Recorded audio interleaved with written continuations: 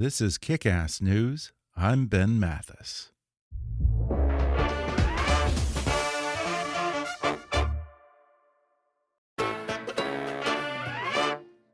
Folks, I'm very excited for today's podcast because my guest is someone I've been wanting to have on the show for quite some time now. Malcolm Gladwell is one of the great thinkers of our time, a man with a remarkably wide range of interests and an inquisitive nature that have served him very well in his quest to dig for the hidden truths that often escape us. The author of 6 New York Times bestsellers, he has explored how ideas spread in his book The Tipping Point, decision-making in Blink, the roots of success in Outliers, the advantages of disadvantages in David and Goliath, and why our interactions with people we don't know often go wrong in talking to strangers. He's also the host of one of my personal favorite podcasts, Revisionist History, which examines the way the passage of time changes and enlightens our understanding of the world around us.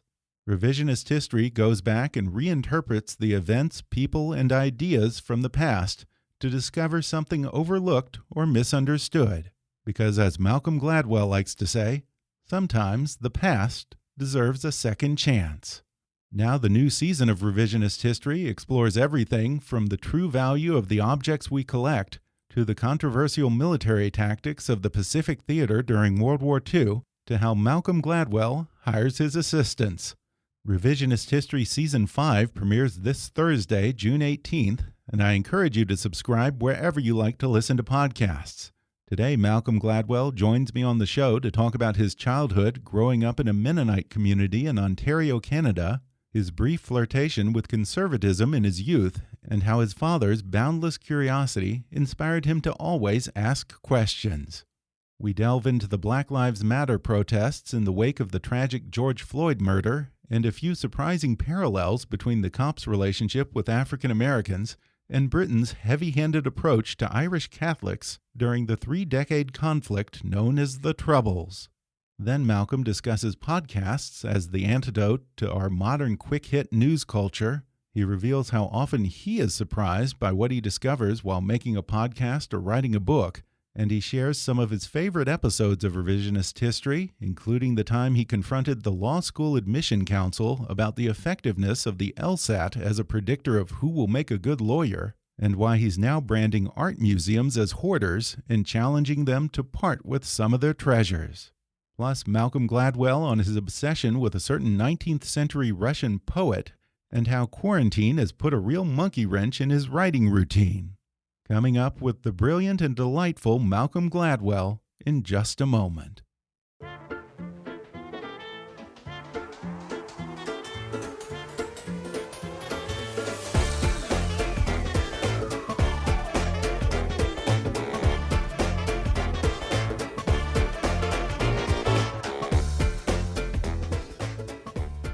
Malcolm Gladwell is a journalist, a speaker, and the author of 6 New York Times bestsellers, The Tipping Point, Blink, Outliers, What the Dog Saw, David and Goliath, and Talking to Strangers. He has also been a staff writer for The New Yorker since 1996. Foreign Policy has 3 times named him one of their top global thinkers, and he has been named one of Time's 100 most influential people. He is also the co-founder and president of Pushkin Industries, which produces a number of excellent podcasts, including Malcolm's own podcast, Revisionist History, which is about to come out with its 5th season, June 18th. Malcolm Gladwell, welcome. Thank you. Glad to be on the show. Well, Malcolm, I am such a huge fan of your work, and I have to tell you, your books and your podcasts have literally rewired my brain in a way that I now question my assumptions about so many things. It's made me really, frankly, annoying at parties because someone will always make a statement, or I'll make a statement and catch myself, and then I make everyone sit there while I break it down to see if it holds up. And of course, you know, 70, 80% of those cases, the assumption ends up being correct in the end, and I've just wasted everyone's time. Never wasted, never wasted. Well, I have to ask, has that always been an aspect of your personality, that need to question things and not just take the accepted narrative or the quote-unquote common wisdom as fact? Well, I guess a little bit, but I sort of feel like all of us,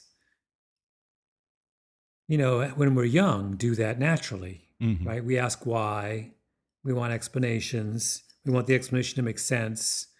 We don't understand, the uh, we're not docile in the face of new information when we're young. We only get docile when we're older. And so I just feel like maybe I'm just perennially the 11-year-old at heart. Um, I never left that Yeah. stage. The more you do that, the more you become aware that the story below the surface is very often different or richer or more interesting than the story on the surface. And so that's why I kept doing it, because it struck me there were real rewards to keep asking questions. And I know that your dad was, I believe, a math professor and your mother was a psychotherapist. Were they particularly encouraging of that questioning and sort of that contrarian streak in you? Yeah, I mean, they were just open-minded. I think that's the Hmm. better way. It wasn't that they actively encouraged it, but their notion was that part of what it meant to be a thoughtful person was to find out things and keep your mind open to new. Um, my father was someone who um, I was always struck as a kid by just how, in a really profound way, his mind was open. You could, if you knew more than him about something, you could convince him. He was never going to put up barriers to some new bit of knowledge or he just thought the world was this big, delightful mystery. And his job was to use whatever means possible to crack the mystery. Yeah, I love that because it sounds like he didn't believe in such a thing as a dumb question, and he had no ego about probing and probing until he finally understood something. Mm-hmm. In fact, I once heard you say that if your dad ever met Bernie Madoff, he would have asked so many questions that Madoff would have had to stop the conversation or risk getting discovered. Yes, he would have asked him enough questions that he would have gotten somewhere interesting and important, I think. Yeah, he was a very powerful role model for me. But it takes a certain amount of not an easy thing to do. That's why I think it was so important that I had that person in my life who could show me. You have to set your own ego aside. You have to be willing to change your mind. You have to do all these kinds of things that are, I think, difficult for us. Yeah, how about your mother? Was she a big influence on you as well? Oh yeah, my mother. So my father died a few years ago. My mother is very much alive, and she is. She's her great gift was it's the other half of um, my current job. She's someone who's extraordinary. She's a beautiful writer. She's very well spoken. She has a gift for putting complicated ideas into simple prose. Hmm. She was this example of how to express myself. So I had the curiosity on the one side and the expression of that curiosity on the other. What was your childhood like? I read that you grew up in a Mennonite community in Ontario.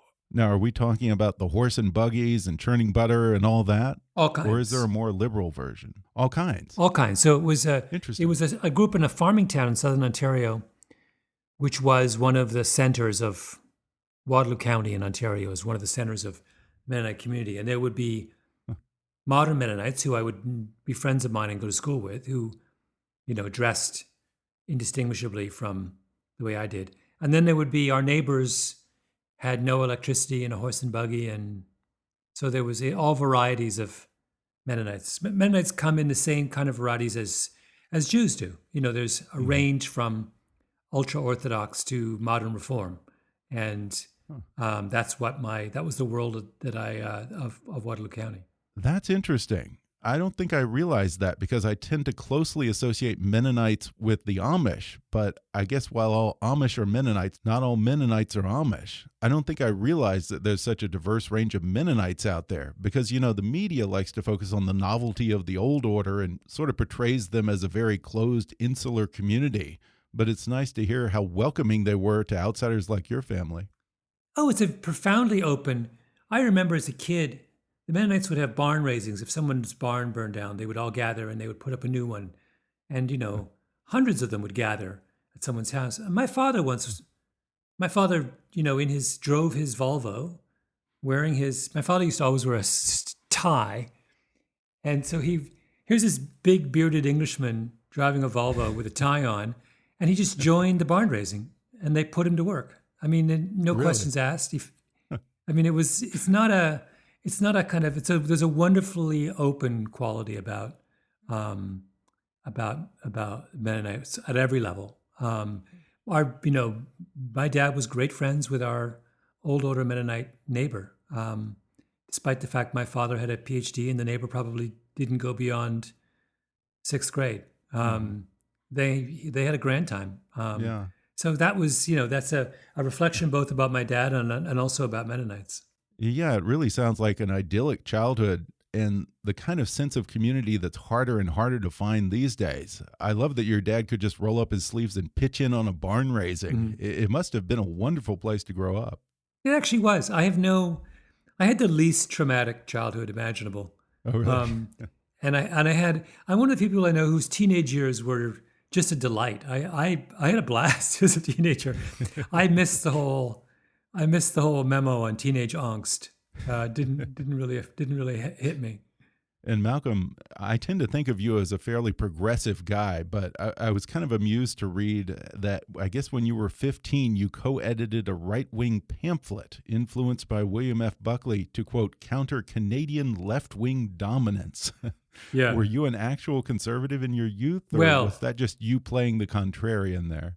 No, I was largely contrarian. But remember, to be a conservative in Canada in the 1970s would put you, in America today, we would call that liberal.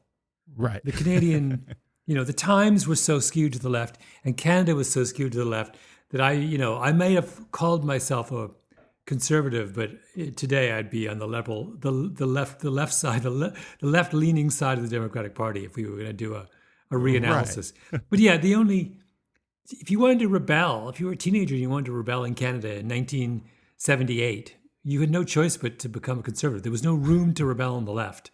The prime minister was hanging out with Fidel Castro, right? That's just to give you a sense of where you were. Yeah, and even Bill Buckley wouldn't find much of a home in Donald Trump's Republican Party today. No, he'd be horrified. Well, I'm jumping around a little bit, but I definitely want to talk to you about the recent protests in the wake of the George Floyd murder. You've addressed race and particularly the difficult relationship between law enforcement and African Americans in many of your writings and on your podcast, Revisionist History. In response to the murder of George Floyd and the protests, you released an interesting podcast episode containing an audio chapter from your book, David and Goliath. And I say it's interesting because it focused on Britain's heavy-handed approach to dealing with Irish Catholics in Belfast during the Troubles. There was no racial component to that story at all. What did you feel could be applied to the current situation? Yeah, so you're right, I've written in three of my books have been at least partially or almost wholly built around episodes of police violence against African Americans. The climactic chapter of Blink was about the shooting of Amadou Diallo, an African immigrant, by the NYPD. David and Goliath dealt at length with the civil rights movement and with the chapter you're referring to, a chapter about the Troubles in Northern Ireland. And then Talking to Strangers was, of course, organized around the Sandra Bland, the young black woman who was stopped by a police officer in Texas. So I've done a lot. So the question was, when all this started, after the death of George Floyd, the question was there something that I felt I could put out in the world that would help people make sense? And I decided that I had written this chapter in David and Goliath about the origins of the Troubles in Northern Ireland, the battles between the Protestants and Catholics in Northern Ireland that consumed much of the end of the 60s and the 70s and early 80s. And there was a chapter I had done about a riot that had happened in an area of Belfast called the Lower Falls that is considered to be the kind of real beginning of 15 years of social turmoil. And it's all about how the police responded to a member of a oppressed minority and overreacted, used force, and because they lacked legitimacy in the eyes of the people they were policing, it led to a spiraling violence and protests and And I thought that was, even though you're right, it had nothing to do with race, I thought it was useful, though, just to remind people that these questions of police legitimacy are things that many cultures have wrestled with and many cultures have failed at. And there are, sometimes I think Americans tend to be a little insular and to assume that all of our problems are unique to us. And while that's true in some part, there's also, this question of how police ought to behave is something many people have wrestled with. And I just thought it would be useful to kind of bring up this example of, it's funny, I was reading through the Twitter comments afterwards, after I posted it, and it's funny how many people said, it was odd to me, but I listened to that and I realized, oh my goodness, what a close parallel to what we're going through now can be found in a story from the late 60s in Belfast. Yeah, surprising parallels, but very apt, I thought. And I appreciate your ability to get at these larger machinations at play and the power dynamics behind situations like this. Because, Malcolm, in my heart of hearts, I tend to believe that most police officers probably aren't genuine racists and don't go into this just to beat up innocent black kids. The majority of cops, I imagine, are pretty good people, just the way that most people are generally decent human beings. So if in spite of the bad apples, you have not all, but a majority of cops who are pretty decent people and not racists, but the majority of African Americans see them as bad and sincerely feel targeted and discriminated against, how do we begin to account for that chasm? Yeah, in that chapter I posted, I was talking a little bit about this notion of what it means to restore legitimacy. And, legitimacy comes from very specific things in the, legitimacy is drawn from the kind of the institutional and social arrangements of a society. So when I have a grievance, do I think I can air it and be heard? If I don't think someone's listening when I have a complaint, then all of a sudden my belief in the system takes a massive step backwards. And there's in that chapter I go into all the other sort of components of it, but that's probably the most important of it. So there are things like, it takes a while to restore it, but these are basic principles that I think we can all apply pretty easily. And, communities do not react in anger for no reason. Mm-hmm. That's, I think, certainly the most important thing. That it's not, the knee-jerk reaction that I can't stand to protests or even riots is the notion that the people who are upset, they've generated that anger themselves, or that anger was always there and they're just letting off steam, or they're taking advantage of the situation. No, when people rise up against authority, there's generally a deep cause. And if you're in a position of authority, you need to pay attention to those deep causes. And that's, I think, what we were seeing in the aftermath of George Floyd is anger that has been simmering for a very long time based on some very powerful things that are amiss with American democracy. We're going to take a quick break, and then we'll return with more when we come back in just a moment.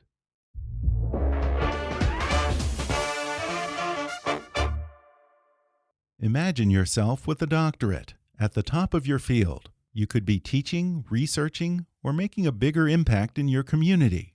A doctorate can be a big investment in time or in money. But did you know that you could earn a degree from Capella University through a flexible program? From enrollment to graduation and beyond, you'll be guided every step of the way. Capella has over 25 years of online education experience supporting doctoral students, and they have $5,000, $10,000, and $20,000 Capella Progress Reward scholarships for eligible new students enrolling in select doctoral degree programs. Capella also has financial aid counselors, enrollment counselors, and career counselors to help you get started. Learn more about the support and resources you'll have from beginning to end. Start exploring available programs and scholarship opportunities at capella.edu/doctorate. That's capella.edu/doctorate. And in your most recent book, Talking to Strangers, you get into that problematic relationship by doing a deep dive into the case of Sandra Bland. If anyone doesn't remember, Sandra Bland was an African-American woman who got pulled over by a white cop in Texas and was arrested and then ended up committing suicide in jail. I think you say that what really happened there was a case of an officer misreading her social cues and interpreting it through the very narrow lens of his own experience. And more than that, you say that her suicide was a tragedy of coupling, which is a psychological term. Can you elaborate on what you mean by that? Yeah, this is one of a number of ideas that I play with in Talking to Strangers, and it's this idea that behavior is very often very tightly coupled to a situation. The observation, for example, that suicide. I use the example of suicide and talk a lot about how suicides are very tightly coupled to places and circumstances. Lots of people jump to their death off the Golden Gate Bridge in San Francisco. Very few people jump to their death off the what's the other big bridge in San Francisco? The one that runs across the bay. Bridge? The Bay Bridge? Yeah. Yes, the Bay Bridge. You can as easily commit suicide off the Bay Bridge. Nobody does it. Suicide is coupled, for whatever idiosyncratic reasons, it is associated with, is an act associated with a place. And that's why when you make it difficult to jump off the Golden Gate Bridge, the number of suicides in the Bay Area will fall. People will not just migrate to another bridge. That's a really hard concept for people to grasp. But and the same is true of crimes like homicide. Homicides are anchored to place. They take place in the same geographical places year after year after year after year. Knowing where a crime is committed is as important in preventing another crime as knowing who committed it, right? So I play with that idea and I talk about, that ought to powerfully inform policing. It means that policing is appropriate in places that are associated with crime, or a kind of policing is appropriate there that's not appropriate anywhere else. And what has happened in America is that we have used tactics of policing indiscriminately. We have taken stuff that's appropriate in the 1% of places where there's a crime problem and tried to use it in the 99% of places where there isn't. And when you do that, you destroy your legitimacy as a police force. A lot of these incidents between the African American community and law enforcement is about that exact thing. That law enforcement is harassing 999 African Americans in order to find one bad apple. And you can't do that. You cannot do that in a civil society and expect things to go. You must use the power of the state with more discretion. And I love what you say in there. You point out that in the case of Sandra Bland, America paused and then moved on to the next thing. And you just weren't content to do that. You are a lover of doing that deep dive. And in a lot of ways, what you do runs entirely counter to this trend of consuming information in smaller and smaller bites, just skimming the surface of an issue, regurgitating headlines we see in our feed, and moving from one story or issue before there's time to really explore the deeper mechanisms at play. Do you feel a little bit like a salmon swimming upstream in today's culture of quick hit media and short attention spans? Yeah, although I'm gonna take issue with you. Okay. Because think about what we're having right now. We are having a thoughtful, extended conversation about a complicated topic where we're not yelling at each other. You're not looking for some outrageous soundbite, which you will then repeat on Twitter.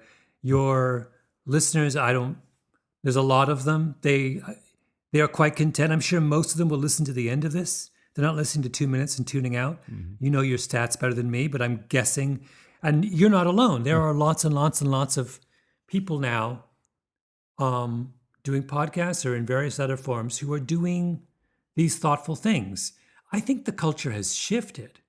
I think there is an extraordinary appetite now for much more thoughtful examination. My revisionist history episodes they're 45 minutes long. They require, you got to concentrate. And people have no problem finding the time to, Joe Rogan interviews, he's the most popular guy in the podcast world. His interviews are 2 hours or more, right? Yeah. So I think don't know how he does something shifted. I think something shifted. And what happened, there was an assumption that people weren't willing to have patience to delve into something in detail. And that assumption was wrong. And shows like mine and yours are proving that they're wrong. Yeah, and I really want to talk about this wonderful podcast that you have, Revisionist History. I am such a fan of your podcast. I'm a huge podcast listener myself. In fact, that's how I got into this, because I listen to a dozen or more podcasts a week. I cannot tell you how many times your podcast on General Leonard Chapman and the militarization of the border comes up in any discussion about immigration. Just the fact that the U.S. spent all of this money trying to prevent undocumented immigrants and their families from permanently settling here, and it actually had the opposite effect. We essentially spent billions of dollars to trap seasonal workers in the U.S. who otherwise would have been happy to go home to their families and their life in Mexico. The unintended consequences of that policy are just startling. And I honestly wish that every person in America who is against immigrants could listen to that episode. Yeah, thank you. Yeah, no, it's an opportunity. I look on these episodes as opportunities to explore the kinds of stories that don't normally get explored. Here's this wonderful thing where I get people are willing to give me 45 minutes of their time. And I can reach them almost effortlessly without any money being exchanged anywhere in the world. I'm on their phone. And it's like, there's never been, TV is an incredibly powerful medium, but you have to have a TV and you got to be in front of it, right? Radio was powerful, but a radio didn't give you infinite choice and didn't let you record. I could go on. Everything else has gotten... And it wasn't 100% mobile. Yeah. A book is great, but a book costs money. I could go on and on and on. Like, this is pretty extraordinary form that we've been given. And so my whole idea was, wow, I would be a fool to pass up this opportunity to tell stories, a different kind of story for people to learn from. Let me ask you this, Malcolm. What do you consider to be the guiding principle or the mission statement, if you will, behind revisionist history? Well, things I'm interested in is probably the guiding. Fair enough. That's a good reason. But our stated goal of the show is, it's a podcast about the overlooked and the misunderstood. So we're going back over something that had been decided and that had been put away, and we're opening it back up. So in this season, for example, I have 4 episodes about Curtis LeMay, one of the most famous of the Air Force generals of the Second World War, and about a specific thing he does in the summer of 1945. That's ancient history in a certain sense. That's 70 years ago. And I want to go back and I want to take you back to 1945, and I want you to put you in his shoes, and I want you to think about the problem that he was faced years and years ago, and decide whether you think he made the right decision. Right? That's very much that's a quintessential revisionist history kind of thing. That's the sort of thing I want to do. Or another episode is about I go back and I re-interview all of my old assistants. So I'm trying to figure out whether I'm good at hiring, and what criteria I use for hiring. That's another. That one's a lot more fun, not as heavy.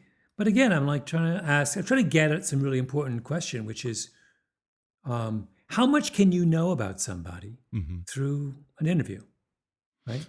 I happen to think not a lot, But it's a really fun way to get people thinking about something that's a part of their life. And I think that that touches on something that you talked about in talking to strangers as well, which is we often judge applicants on the least important criteria for a job. Yeah, no, and I have 2 shows in this season of Revisionist History that get into this puzzle of why is it we're so sure of others based on these relatively trivial encounters with them. Was it a sort of eye-opening experience for you to go back and sit down with all of your, I think you say you change assistants every 2 years, so it must be a pretty long list. I had a lot of them. And confront the reasons why you hired them and whether those were necessarily all valid reasons for hiring someone. Well, it was done in a very lighthearted, and I liked them all. They're all really fun. Yeah. So mostly it was just hilarious to chat with them about things that happened years ago. And get their, I'd never asked them systematically about the experience of working for me, the experience of being hired by me. So it was just you learn all kinds of things about yourself that you wouldn't know otherwise. It's one of the most fun episodes of the season. We try to mix up serious ones with not so serious ones, and that's one of the not so serious ones. Yeah, I listened to the first 2 episodes of season 5 in which you tackle the massive collections of objects owned by art museums, many of which will never see the light of day. And you actually call art museums hoarders. You're really poking the beast with this one. Are you ready to be ostracized by the art world? I think the opposite will happen, which is really, I suspect a lot of people in the art world secretly agree with me. Oh, yeah. That the museum business has spiraled out of control. And so it'll cause less controversy than one might imagine. But yeah, I'm just interested in the relationship we have to objects, and that's obviously an issue with individuals who are hoarders and who are not. But it's also an issue for institutions, that they also become attached to things in ways that may not be healthy. And so I thought it'd be really fun to kind of do an investigation of the relationships that art museums have with their art. Yeah, so many art institutions operate on a loss, which is completely needless because, as you point out, they could easily sell a painting or 2 and be in the black. But if you dare suggest that a museum do that, they look at you as if you painted a mustache on the Mona Lisa or something. Well, they get sanctioned. If you sell a painting, if you're an art museum and you sell a painting and you don't use the proceeds to buy another painting, you just sell it for your general economic well-being, you will be sanctioned by the American Association of Art Museums or whatever it's called. So there's an active ethic in the business which tries to get people to look on the ownership of art by a museum as a permanent thing. A museum must hold that piece of art in perpetuity, which I think is insane. I mean, completely insane. Well, I imagine that part of the problem is also the donors, because perhaps they have a painting or a sculpture that's been in their family for a long time, and maybe they have a sentimental attachment to it, and they don't want to donate it to an art institution only to find out that it was sold off to pay for janitorial services or employees to work in the gift shop, that sort of thing. Well, museums need to reorient themselves.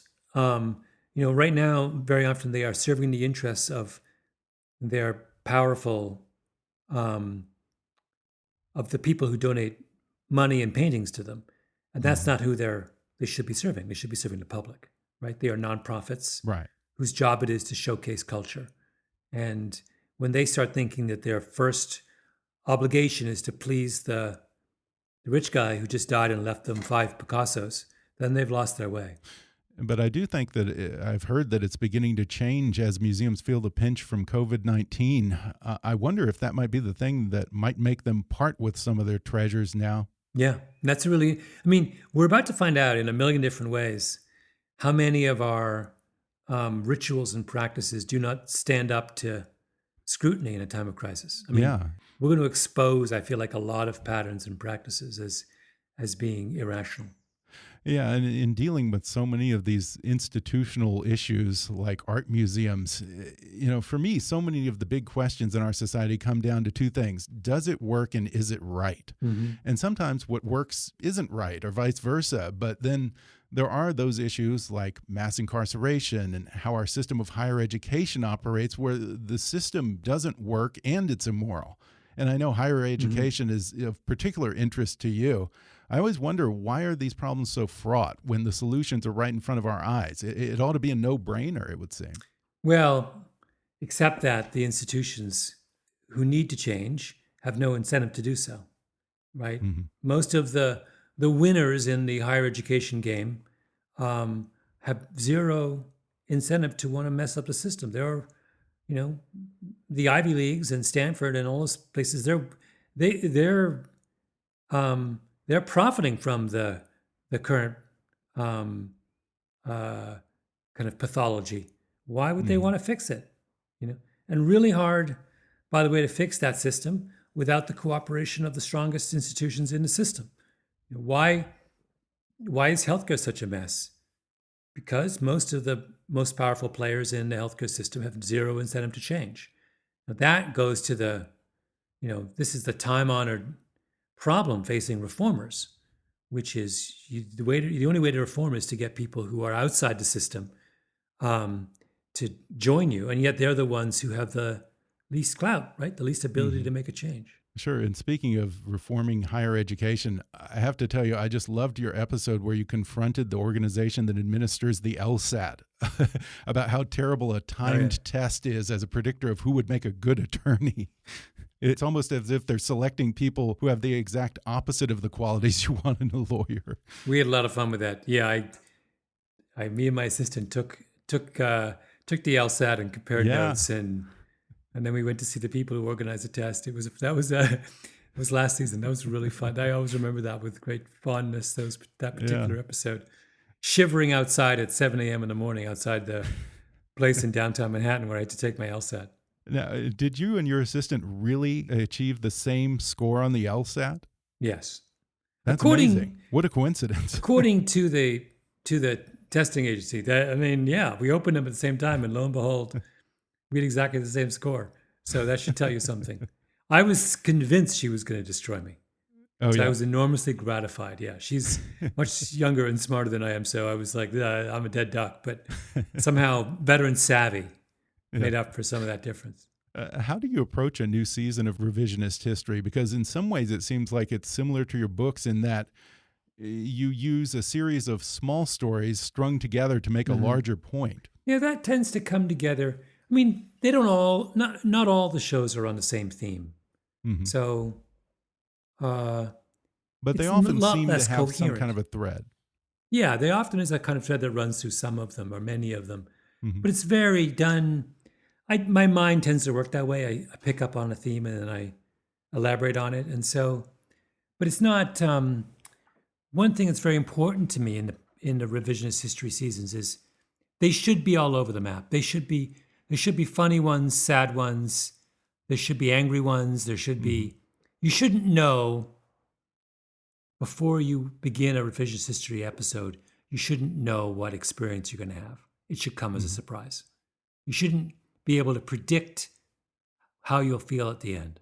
Yeah. That's my goal. And Malcolm, I wonder if that sense of the unexpected applies to you and your own process as well. When you write a book or start a podcast episode, do you ever enter it with a certain ending or takeaway in mind? But when you start to peel away at those layers, you find that your own assumptions don't hold up, or a story that you thought was about one thing leads you down an entirely different path and turns out to be about something that you hadn't even considered. Yeah, it happens a lot. In fact, what it draws me to ideas is the possibility that it will change my mind. That's a big issue for me. I so relish learning I was wrong. I feel like that's when you've succeeded as a human being, when you've managed to prove yourself wrong. And so I seek out those kinds of situations where I can disprove, overturn previous belief. Yeah. I always say I'd rather be wrong than right, because if I'm right, I haven't learned anything. Yeah. For me, it does nothing. Couldn't agree more. Yeah, well, you have really jumped in with both feet into podcasting. Not only do you have your own podcast, but you co-founded with Jacob Weitzberg, another previous guest of the show, a company that produces a number of podcasts called Pushkin Industries. Why did you decide to name your company after a 19th century Russian poet? Well, the short answer is, for whatever reason, I'm obsessed with Pushkin. Everything in my life is named after Pushkin. Right down to the first dog as a kid we had in my family. It was called Pushkin. Really? So I just think it's a lovely. I love Pushkin, the poet, but also I think the name sounds fantastic. Yeah. It's one of those words that comes off the tongue in a lovely way, and so Yeah.